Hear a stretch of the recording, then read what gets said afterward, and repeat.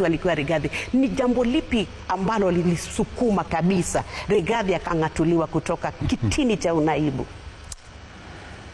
Hiyo ni swali ambayo itajibiwa na watu wengi kwa sababu wenye kumtoa Rigathi ofisini, mimi hakuna mahali nimeweka sahihi atolewe.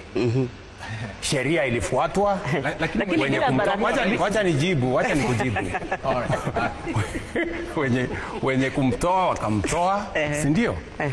Lakini nataka nikurudishe nyuma kidogo. Kabisa. Mimi ndio nimenominate Rigathi Gachagua. Si ndio? Hakupigiwa kura ati ndio mimi ni nominate. I nominated him. Kwa sababu katiba ya Kenya sehemu ya 148 inasema rais ndiye ana nominate. Si ndio? Mimi ndio nimemnominate. Na nimemnominate kwa kura yangu moja. Si ndio? Na mimi nataka nikueleze. Hata wakati mimi nimemnominate Bwana Gachagua, niliuliza kwa sababu nilikuwa na wabunge wengi, viongozi wa kutoka Mlimani. Tuliketi chini na wao. Nikawaambia, jameni,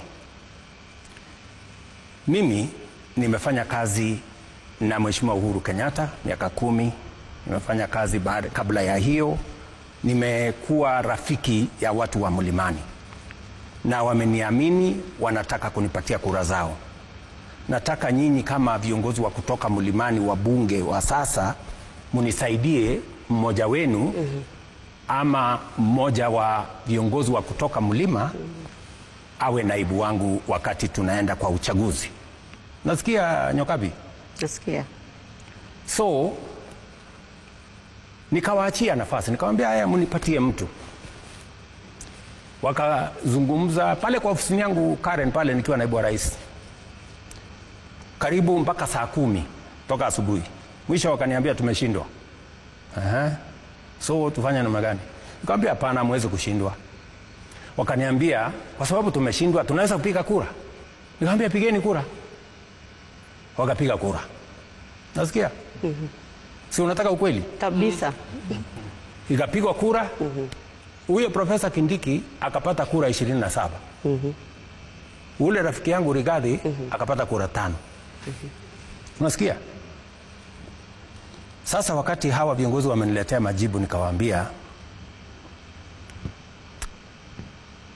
wacha nifikirie kama vile tutakavyoenda.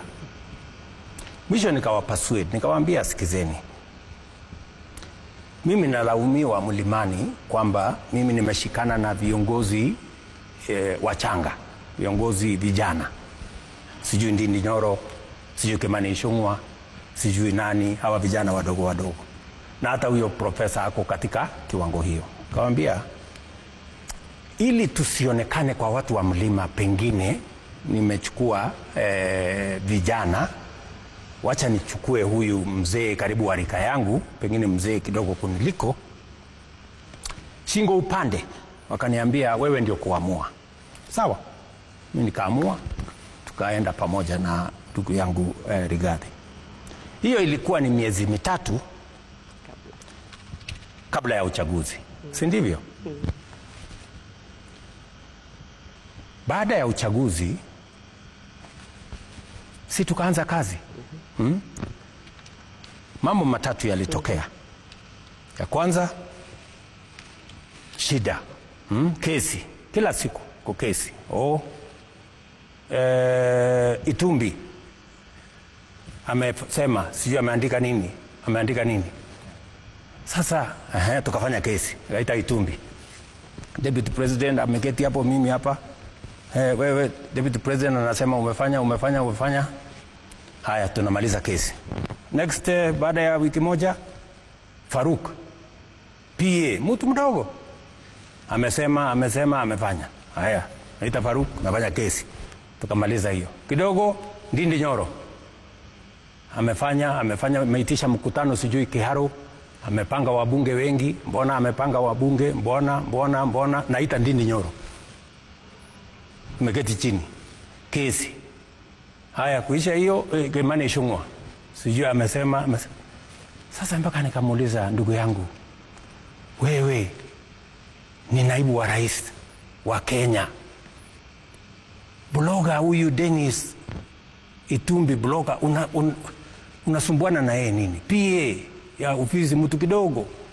Hawa vijana, sijui Ndindi Nyoro, sijui Kimani Ichung'wah, sijui nani, sijui mama mwingine, sijui anaitwa wa kutoka hapa ati alikuja, sijui anamwambia wewe unazungusha marinda, sijui. Akamwambia hivi tena hivi.